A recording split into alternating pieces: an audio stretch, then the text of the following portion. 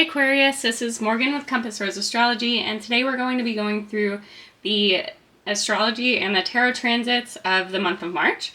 And in these videos, I go through all the different transits that might be affecting you most of all, Aquarius, and then I go through the tarot and try and tell like a story, see what planets might be highlighted for you most, or maybe what houses are. And then at the end, I like to pick a message from the oracle to have one last message for you that they might want to be conveying. And I do these videos from the rising sign perspective. You can see over here I have Aquarius on the ascendant in the first house. So all of these transits I'm going to be talking through from that perspective. But I do recommend that you watch the videos that pertain to like your sun sign or your moon sign, because those might give you a more holistic idea of what to expect in the upcoming month of March. And yeah. Oh, also, these are general readings, so take what resonates and leave what doesn't. And I'll just get started and let you know about these fun transits that we're having. So first and foremost, I think right around this time that this video is going up, on the 7th, Saturn is finally leaving your first house of Aquarius and moving into Pisces, your second house. And I think that's huge, absolutely huge for you, Aquarius. That's your house-ruled sign moving into your second house. And it's been in your third house. It's been in your first house for 3 years. And that's a lot of like kind of heavy energy, but if anyone can handle it, you can, because this is your house. That's your planet. And having it move into your second house with Neptune, Mercury, and the Sun, that's a lot of energy happening there. And there's going to be a lot coming up when Saturn and Neptune go conjunct, when they meet. But that's not going to happen for a while yet. It will start moving into a conjunction as soon as it enters the sign, though. So that can be a little bit powerful. We'll see if that house is lit up for you the most.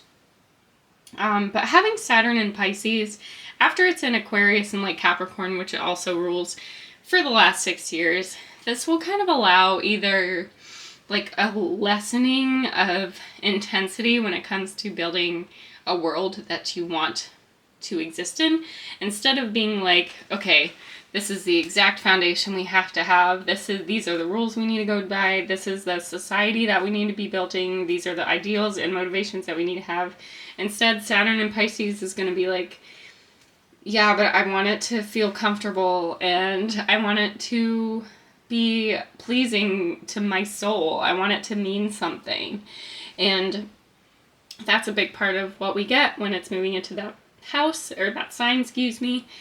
And then we also have Pluto moving out of Capricorn into your first house. You just can't catch a break, Aquarius. I'm sorry. I mean, Pluto isn't the worst. I honestly don't think it's the worst planet.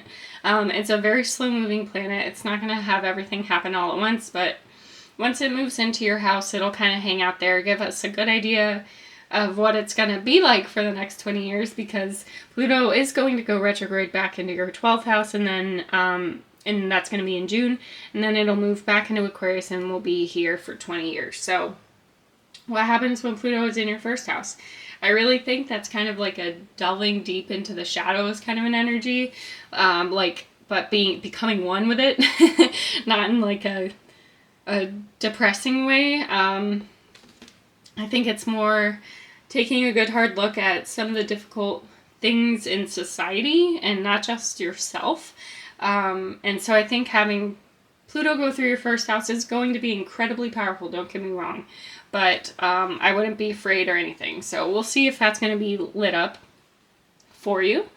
We also have Venus after going into conjunction with Jupiter in your third house, will be moving into your fourth house, which is pretty huge. So I'm excited for that. I think having Venus in your fourth house, which it is naturally ruled, Taurus is ruled by Venus, so this is going to be a very beautifying, kind of desirable transit here in your fourth house of family, home, and roots. And then we also have Mars finally leaving Gemini after like 8 months there into your 6th house. I think that could indicate a couple of just Mars, the planet of knowing boundaries. I do think that Mars is really good at knowing boundaries because it certainly knows its own territory, moving into Cancer, which is also kind of on the shadow side, really good at isolating themselves with boundaries. Just be a little careful with that because it is your 6th house. And that can sometimes indicate physical health. So just be careful physically, or be careful about maybe some employees might feel kind of isolated or alone, or cut off from some information, something like that. Yeah. And we also have a full moon happening in your 8th house of Virgo. Before I jump into the tarot reading, I'm just going to do a quick cleanse. And this is a rose and sage bundle, and I have a cleansing candle I made. And I made it with the intention to bring in clear, positive messages from Spirit. Thank you so much for your guidance and your help with conveying positive, uplifting messages to Aquarius for Aquarius's highest good. We dispel any negative energy and bring in room for any constructive messages that Aquarius needs to hear for their best and highest purpose.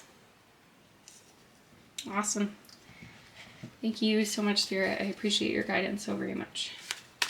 Okay. Let's see. What has Aquarius been going through?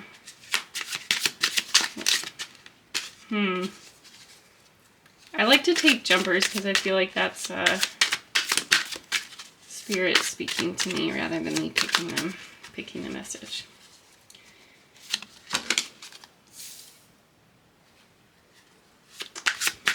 Okay, what has... Okay, wonderful, wonderful, wonderful. Okay. So at the bottom of the deck, we have the 2 of Cups. This could be... This is the card of love, so maybe there's a person in your life that you've been thinking about a lot, Aquarius. And perhaps... Honestly, I'm getting this as if it's a new thing. And it's kind of stuck in your head, and perhaps this person, I feel like, has stuck in your head, but also like inspired you in a way. And I feel like this has just somebody in your life has really, really inspired you. It could be someone that you really admire and look up to and want to be more like, maybe, or really admire, or just have a lot of compassion for this person they do for you as well. And I think that you've been incredibly inspired recently to take control over your own world, basically. And I see that because we have the Ace of Swords, we have the 3 of Wands, and then we have the Queen of Pentacles. And the Ace of Swords is all about new beginnings and new ideas, maybe new messages. So maybe you've been messaged recently by some person that you really admire and kind of not want to be, but like genuinely consider a good person, and you want to kind of model your life in a way that has those same ideals and same perspective, basically. But we do have the 3 of Wands, which is an amazing card. I love this card. This is about really looking further than your current boundaries, basically. It's like allowing yourself to see beyond how you currently live and how you currently exist and how you currently feel limited, basically. Looking, like this says, like as this shows, like above, beyond the horizon, not allowing yourself to be trapped by perhaps some previously considered thought or perspective that you had. And it could also indicate commitment on your part. It could be to this person or to this idea. And you're a very steadfast kind of a person, Aquarius. I think that Oftentimes, it could even be stubborn too, because I am seeing this ram down here in the Queen of Pentacles card. You are a person that once you have an idea or moral, or like some sort of an ethic code, you hold on to it. I don't think people ever expect you to be flaky or to shift in your belief system, or how just courteous and compassionate you are as a person. And not to say that you don't change your mind based off of like actual reasoning, but people know that when you give your word is rock solid. You know, like it's not going to shift unless there's a really good reason. And you are the kind of person that looks into all the details. And like, I think also with the Queen of Pentacles here, you're a very kind person too. And I think people really like that and are attracted to you about that. I think you're very compassionate and also really like calm on the outside. Like perhaps some people can't read your expression very well, but you're a person that people really rely on and love your advice and really consider a beautiful person inside and out. And this is also somebody that provides for others, so perhaps you've been put in that situation as well over people that you really care for. It could be, since we do have a lot happening between your second and third house, that you might be financially bound to like take care of some people, but it doesn't entirely hold you back. Like you do take these responsibilities with grace.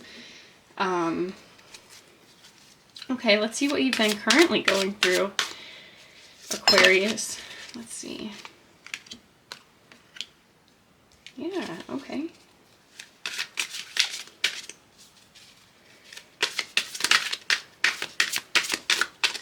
Okay, Aquarius, what have you currently gone through?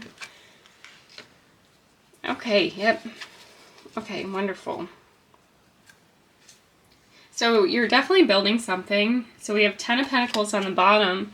So I think you're trying to build some wealth for yourself. That's a big thing of what I'm getting here. And your second house just keeps getting lit up. And with Saturn going into your second house, that's the time when you want to make something really solid and something that can see you through till the end.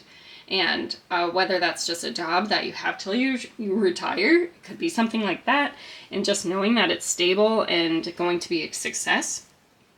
But here, like so we have the King of Wands, the Seven of Wands, and then we have the King of, sorry, did I say the King twice? I meant the Knight of Wands, Seven of Wands, and King of Wands. So we have all wands here. So I think you have gone whole hog just like trying to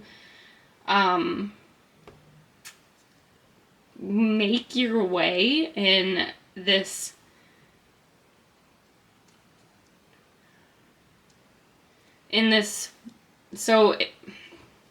let me kind of clarify this a little better. Sorry. So we have in the Three of Wands, you looking out at past your limitations, past these bounds, past these preconceived notions that might have kept you in one spot. And now we have you like going whole hog into it. Like perhaps you've,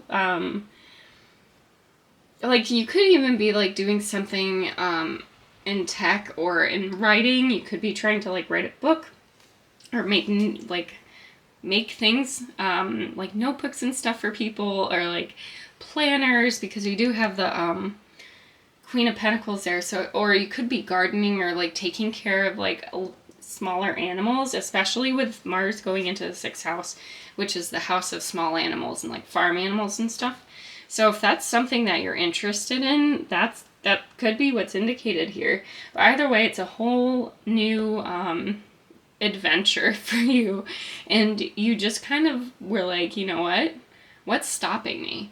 And it could have been a little bit of concern over financial stability or maybe financial obligations to other people.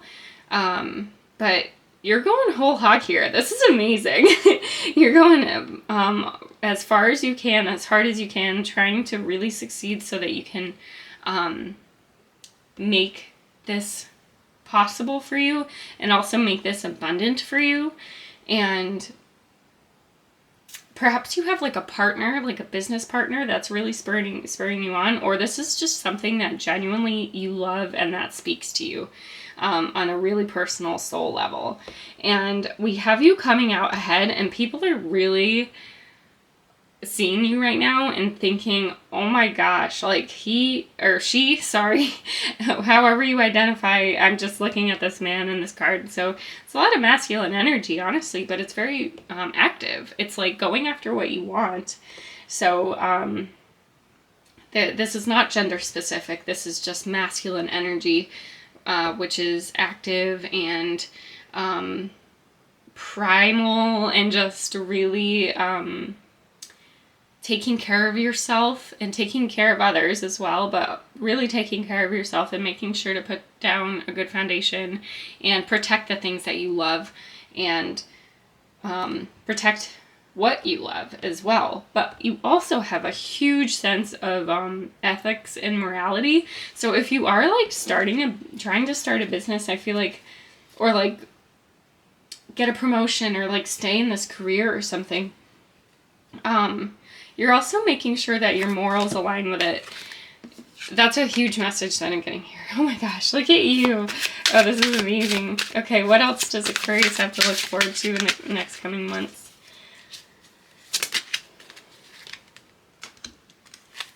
Okay, what does Aquarius have to look forward to in the next coming months? Okay. Okay, so we do have at the bottom, we have the Nine of Wands. You're all about wands. You're all about wands. This is amazing. So perhaps most of your fire houses are kind of lit up for you. So that would be the 11th, the 3rd, and the 7th. So there could be a sense of just partnerships here. But you are so strong, Aquarius. There's nothing that's going to get by you. And you're also a person that knows how to set up like boundaries. Like this gentleman on this card is really taking care of himself, but also taking care of everything within these boundaries. And he's gone through a lot and he's succeeded. And I think that's perfectly wow, so much wands. All the wands here. But then we have the Queen of Wands, we have the Three of Swords, and then we have the Ace of Wands. And I think having these together, so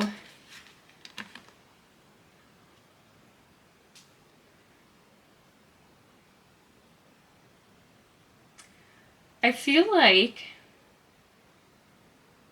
so you're showing up here as the Queen of Wands, and she is passionate self.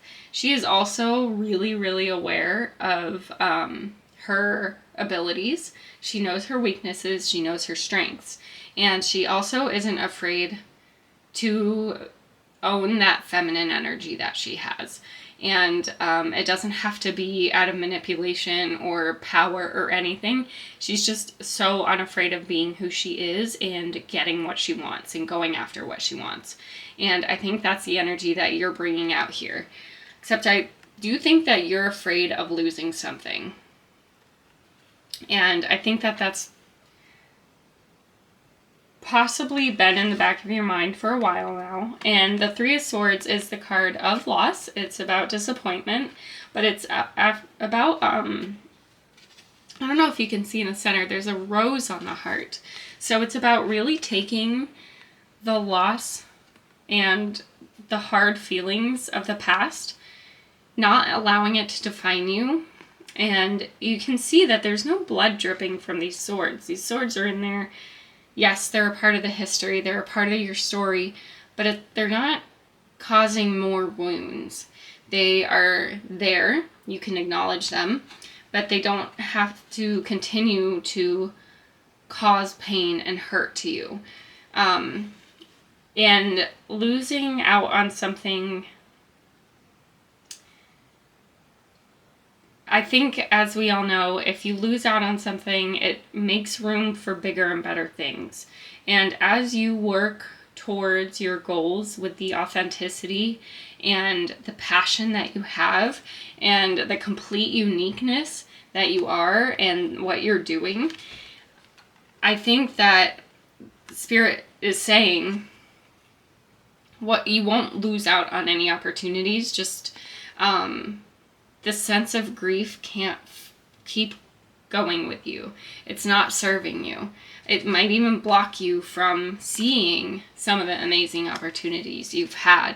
So make sure that you hold on to your passion. It might even break you away from some of the motivations that have brought you here and that have gotten you this far. And sometimes even when you get this far and you're this like kind of battle worn after a while, but you have won, you've succeeded, you've come through and you've done what you set out to do. Sometimes at the end you can feel a little bit jaded, but Spirit is saying don't let that stop you, because you have such a bright light and you're such an incredible soul. I think you can only achieve great things here, and I'm so excited to see this for you, Aquarius. I really am. Oh boy. Okay. So we have the Mermaid of Immersion as your oracle card that came up first. And I'm going to read to you from the guidebook because I don't want to miss a message from Spirit that they were trying to convey to you. So, the Mermaid of Immersion, complete commitment. Mermaids do not live only on the surface. They live in the underneath what you see taking place. You have been a surface dweller too long, and you are being asked to immerse yourself in the strange world beneath the waves. Here, you will discover great treasures. See the mermaid's necklace brimming with wisdom, which will be yours too, and the delicate, strong, bright clownfish swimming about with her, who are able to now clear you of your toxins, to assist you to see your true beauty, and to transmute the poisonous limitations you have set on yourself, on your very reality. You will no longer need to concern yourself with so much protection, as the changes you are making will make you virtually invisible to troubles and harmful others who once would disturb you. This immersion is the road to real rebirth.